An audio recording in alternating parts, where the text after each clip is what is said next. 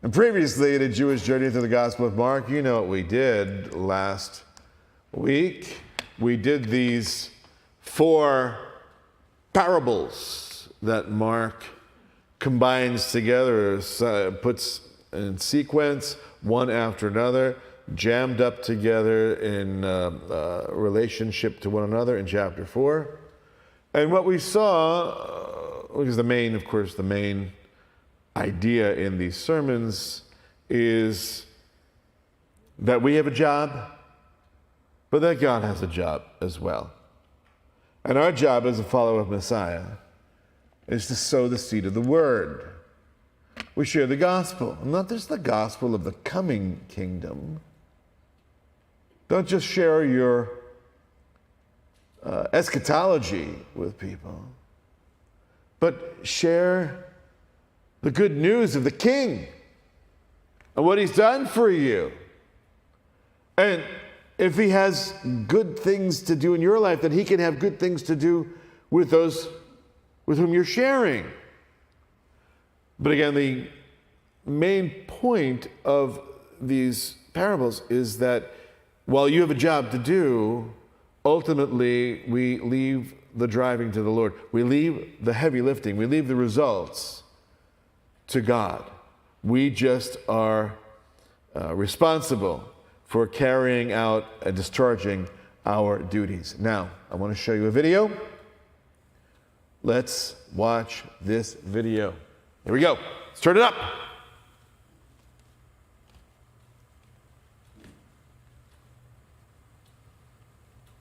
Can we turn it up?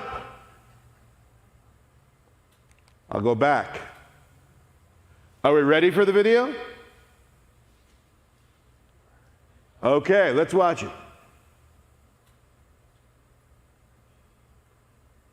All right, it's not Charlie Chaplin. Let's get the...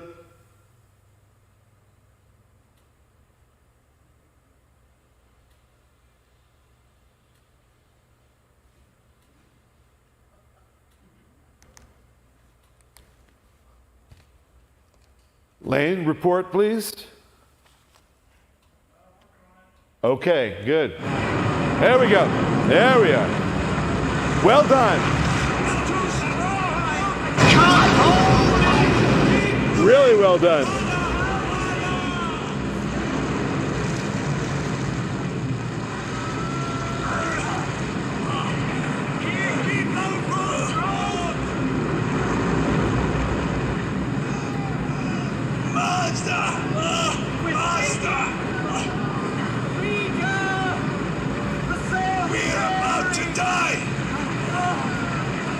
Are swamping us, we'll all drown. Help us, Master.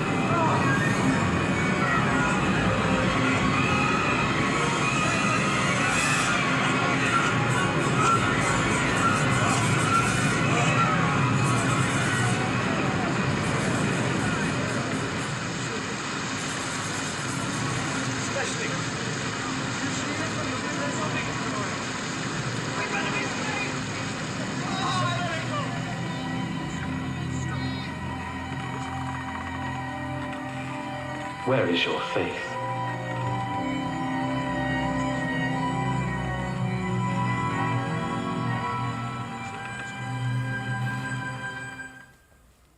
All right. Thank you, Lane. Well done. Nice to know we have a powerful sound system here. That's good. Okay. So, what we have seen previously is Yeshua demonstrating a variety of areas of authority, or authority over a variety of areas. Now, today, we are going to add to this list nature. We begin a new section, authority over nature. Let's go quickly. It's a very short story. On that day, when evening came, he said to them, "Let us go over to the other side." Why the disciples cross the sea? To get to the other side. It says it right there in the text. It's there, right? Let us go over to the other side. So leaving the crowd, they took him along with them in the boat, just as he was, and other boats were with him. He'd been teaching all day. This is parable day, right? He'd been teaching all day. And Jesus had been sitting in the boat teaching. He's not sailing the boat. Professionals are sailing the boat, of course.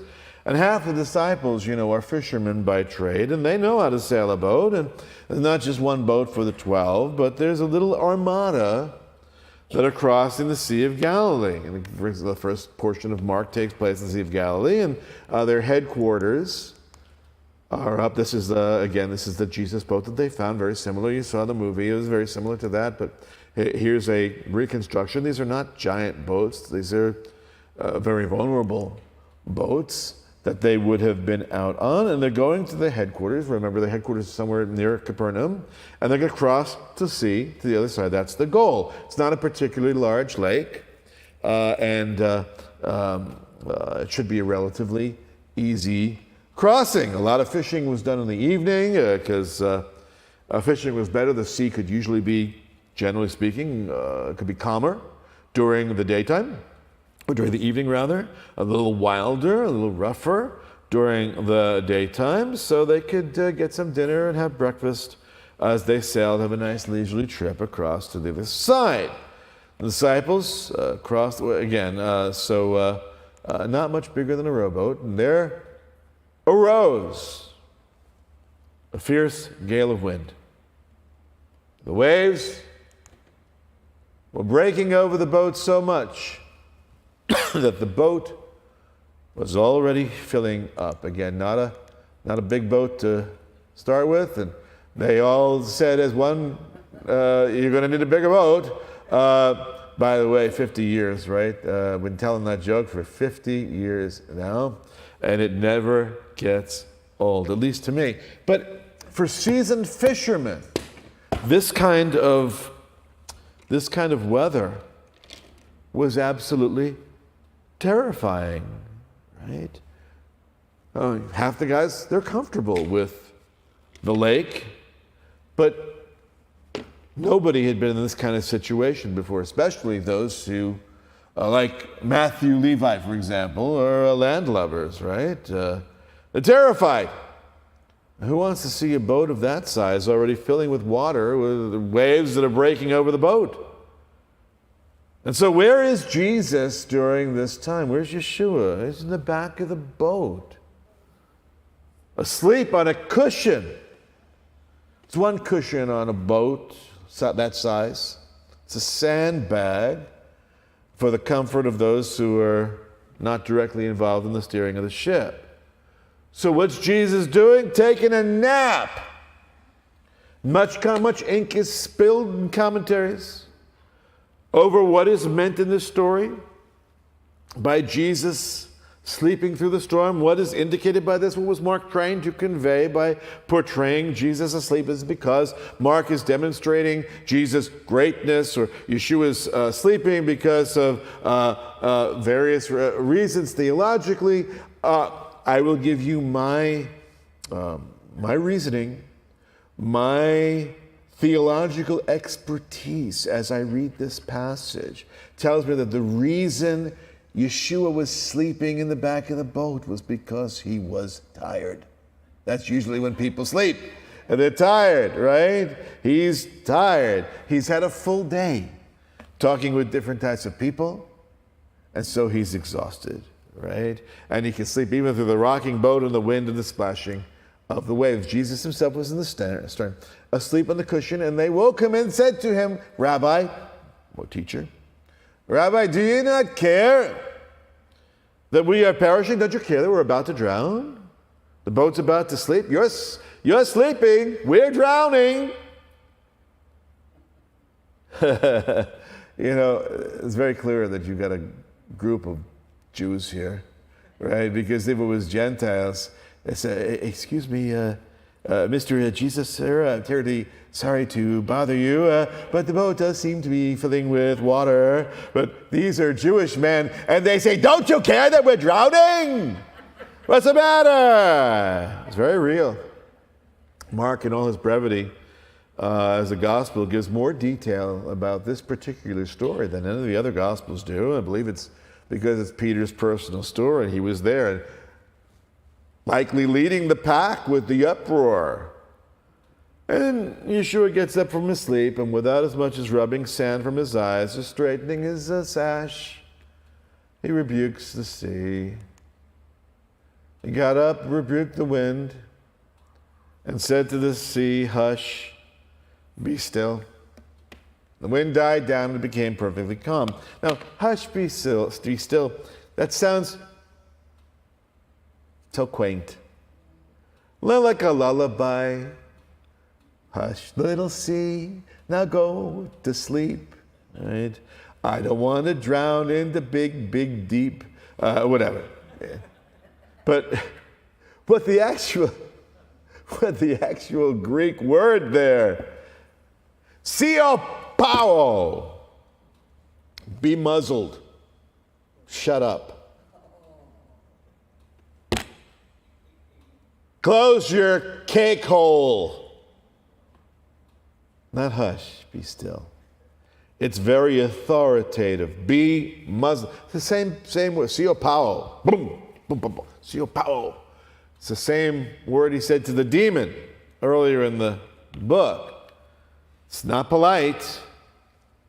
It's not genteel. Remember, the root of genteel is Gentile, and he's not that. But with just a word, the sea became perfectly calm. It says perfectly calm, not just calm down, but perfectly calm. Mega calm is how Mark expresses it. It was mega fierce, and now it's mega calm. It's interesting seeing as you're reading. But we've not seen him do anything as much as we've seen him do with the demons and the healing and we've not seen him act on the elements like this. We've seen exorcism, remarkable things, but nothing concerning the magnitude of the elements, this kind of storm, and the waves, the storm, the sea. This is a symbol of chaos in the Bible, the danger in the ancient world. It became perfectly calm. Interesting thing is that we're not at the mercy of context, of not having context with the wind and the waves, obeying power. Several Psalms that speak of God calming the storm and creating from chaos order. Psalm 33, Psalm 65, like we have here, Psalm 77. Many more speak of the power of the Lord, the creator of all, the God of Israel calming the seas, shushing the waves. Like this, Psalm 65. Who establishes the mountains by his strength being girded with might? Who stills the roaring of the seas, the roaring of their waves, and the tumult of the peoples? They who dwell at the ends of the earth stand in awe of your signs. You make the dawn and the sunsets shout for joy. So we know, the Bible's pretty clear. A Jewish person familiar with the Hebrew Bible in that day, or today, conversant in the Scriptures, would have seen what Yeshua did and immediately would have said, I've read about this happening, but the only individual that we've heard that could do this or had the power to do this with the elements, the sea, is God himself. And so it might be confusing to those in the boat when they see this, because remember, Yeshua is a man, or is he merely a man? Verdict is out yet, right, for the disciples. And he said to them, Yeshua speaking, "Why are you afraid?" Because it was really stormy and I was getting nauseous and I was getting very wet. How is it that you have no faith. It's a time aspect to what Yeshua is saying here, is that how is it you, by this time, in other words, are not yet exercising faith? Why are you afraid? How is it, having seen everything you've seen so far, that you still have no faith?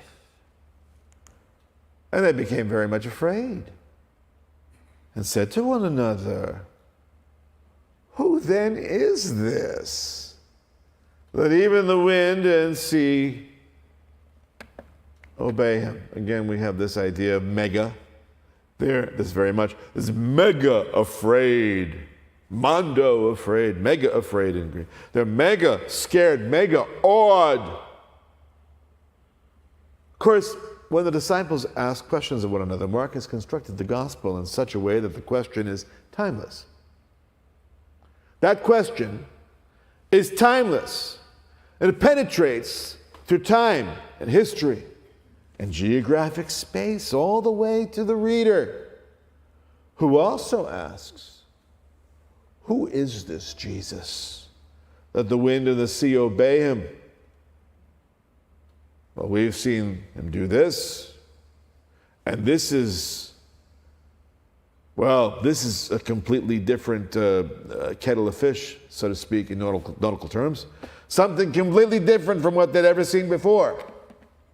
But the Dead Sea Scrolls tells us that the community of faith wrote that the Messiah, when he came, would have power over the heavens and the earth, over the elements. For the heavens and the earth will listen to his anointed one, to his Mashiach. So not only are there multiple Psalms, but apparently first century there's at least one religious sect, a sect that founded Qumran, the Essenes, who believed that the anointed one, the Mashiach, the Messiah, would have power over the heavens, the earth, the sky, the land, the sea. That's food for thought. And we'll get to our next passage next week, which likewise demonstrates Yeshua's ability and authority over demons. We've seen him exercise power over a demon before, but now we're going to see him exercise power over multiple ones. Let me just remind you of what we've now to date seen Yeshua have authority over. We add to this multiple list, we add now nature. He has authority over demons and healing and the scriptures and leprosy and forgiveness of sins and Shabbat and now nature. And the next section introduces us to a demoniac. And they came to this side of the sea, to the country of the Gerasenes. And when he got out of the boat, immediately a man from the tombs with an unclean spirit met him. And he'd been dwelling among the tombs. What is Jesus going to do or say to this demon-possessed man making his habitation from the tombs? I'm afraid I'm going to have to leave you in suspense. We'll pick that story up next week, and we'll see how Mark weaves these two stories together. So don't forget the story of the wind and the waves that we saw today. We will carry it on tomorrow. Anyway, so again, coming back to the question for the readers, who is Jesus? People like to preach this story. A lot of people preach the story. Every time almost it seems that somebody preaches a story. Jesus calming the sea. The big application is that our lives are likewise like a storm. And as we navigate the stormy journey of our life, sometimes the sea of our lives will be calm. Sometimes the waves will crash. The winds will blow and it will seem like we're in imminent danger of drowning. And that at that time we need to cry out to Yeshua, "Don't you care?" And he will calm the storms of our lives. These are the storms of our lives, like sands through the hourglass. But I like those sermons, right? But if you know who Jesus is, then you already know by experience Experiential knowledge that Yeshua calms the storms of life. You don't need reminding, you've lived this. All you need to do is cry out to him. And sometimes he knows what you're about to cry out before you do. And he's not only calming a rocking boat of your life, he himself, the words of the song, he takes the wheel. He is the vessel. He is the boat. He is the lifeboat that you are firmly in. Now, as we prepare for our communion together, close the service out. Most of us are aware of the news that went viral this week. If you're not familiar, if you've been living on a rock somewhere, P.S., they both lost their jobs. He lost his marriage.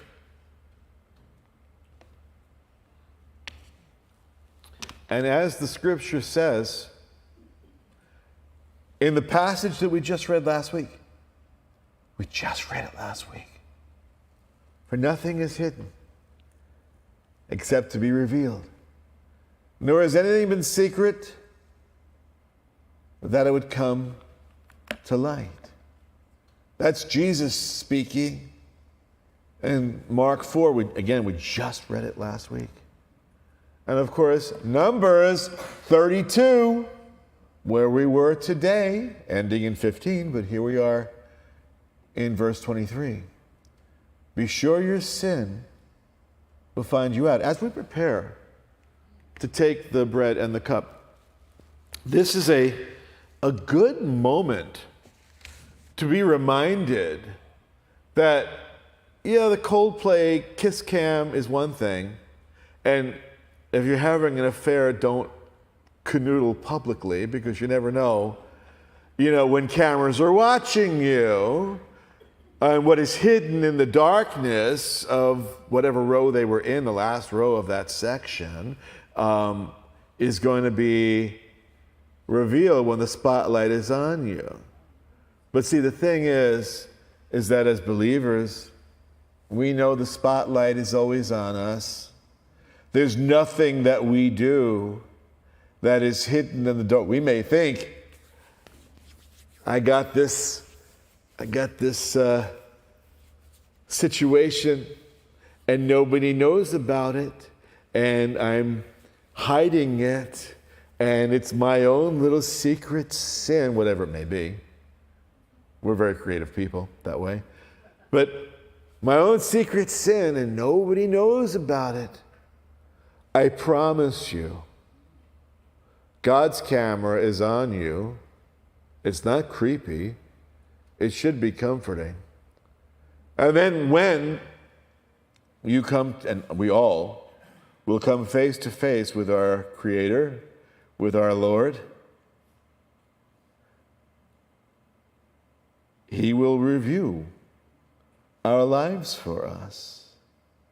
And we'll know that nothing we did was hidden in the darkness.